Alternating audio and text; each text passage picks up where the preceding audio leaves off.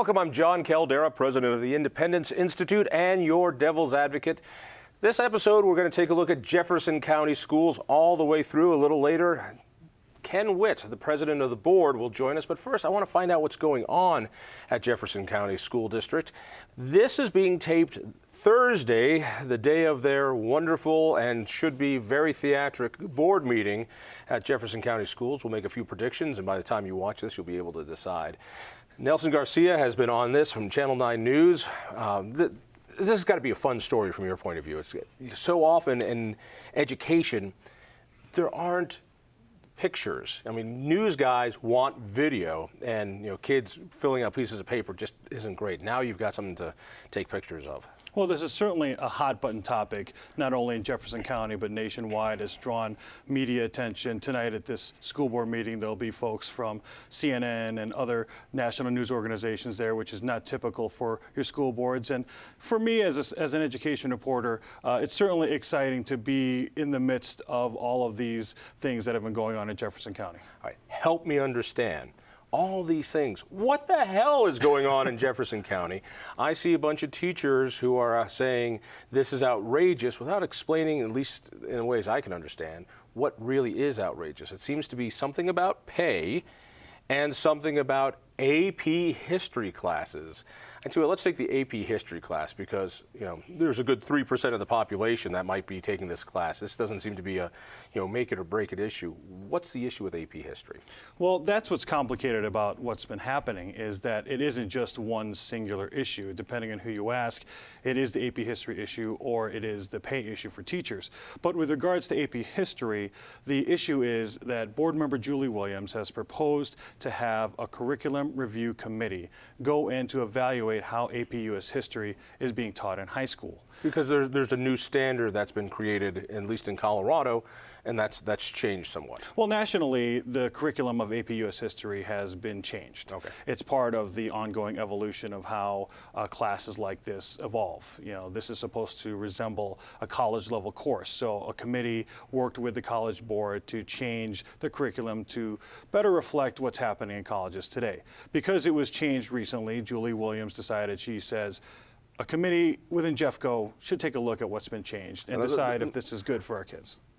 But there hasn't been a committee voted on yet to do that. Maybe that'll happen after we tape. And no changes have been made. So right. Let me see if I got this right. An elected school board member says, hey, can we take a review of that curriculum?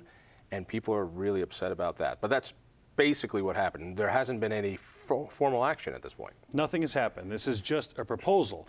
But within the initial proposal, one of the things that has really gotten people riled up is a passage that reads, materials should not encourage or condone civil disorder, social strife, or disregard of the law. So that's where students and some teachers have really found a problem with this proposal because they believe for the review. For this committee, because they believe that that is one step towards censorship of history. Now, Julie Williams says that's not the case, but people are taking that to mean that people who have stood up against the governments, people who have been a part of how this nation was founded, should not be included in history because they would be considered as deviants. How can you even make that claim when there hasn't even been a review of it yet? It seems like having discussions, and certainly a school board member, that kind of falls into a purview, I would think, saying, wait a second, let's take a closer look at this. And there has been no decision. So it seems to me a lot of this reaction is a little premature. My guess is that it's not so much the AP history class that has schools shutting down because of sickouts, but it's because of something else, perhaps the pay issue. Could you explain that? Well, the pay issue, so on September 18th, which is when this all actually started, that was the last school board meeting. And at that school board meeting, the school board approved a new salary schedule for teachers that was based on their effectiveness rating. Teachers were upset, and they say they're not upset with this idea of being paid based on merit and their effectiveness. What teachers tell me is that they're upset that the evaluation system that the school district currently has was not designed to be tied to a merit-based system. They want more accountability. They want more input, peer reviews, and not just leave it up to a single administrator to determine if a teacher should get a raise. That's what the issue with pay is. But to go back to a couple things I read, Yeah. and confirm this or tell me I'm wrong, but the board also nearly doubled the amount of money that was going to be spent on pay increases, and that after this new pay scale, 98% of teachers got a raise, most of them pretty sizable raises, and something like 66 teachers got no raise at all. So out of a school district of 5,000 teachers, I don't know what it is, there were 66 that didn't get a raise. It seemed like this would be pretty good for teachers. Well, that's true. Most of the teachers did get raises, almost all of them, as you'd mentioned, but that also was the first raise that they have gotten in 4 years. And the concern isn't necessarily about the raises for this year, it is what does that mean for the future? If there's no way to have any sort of input into what your principal, for example, provides on your evaluation, then that's going to have an effect on your actual raise for the following years. In other districts, in Denver and in Douglas County, for example, where they do have merit-based systems, those teachers worked with the district over a period of years in pilot programs and so on and so forth to develop a system that was truly collaborative, where teachers and administrators can together figure out a way to have a merit-based system based on their evaluations. Talk to me a little bit about the sick outs. All right, so you have teachers who are calling in sick. Chalkboard, Colorado, which is an online newspaper, reported how many teachers are usually out on those days. And I did the quick calculation, and it was over 10% absenteeism on a regular day, more on Fridays. So to have a sick out beyond 10% that's a lot of teachers not teaching. They had to close down schools. What's been the reaction from the community? Has it been teach my kids, or has it been don't teach my kids, it's more important that they join you in protest? Well, I think that depends on who you ask. I mean, certainly there are parents out there who support the teachers and the statement that they're making towards the school district by taking sick days or personal days to not be in school. But there are certainly other people who say, this is not fair to my kid. This is not fair to kids who have, for example, free and reduced lunch, and they go to school dependent on a meal at school. So in other words, you're not just denying kids the education for the day, you're actually denying them lunch, and sometimes breakfast and lunch. Well, school is more than just education for a lot of these kids. You know, there's a lot of support systems at school that kids need to take advantage of, and when they're not in school, they're obviously not getting those services. So there has been some conversations out there that when teachers are absent from school and they're trying to make this political statement, that it is working against them.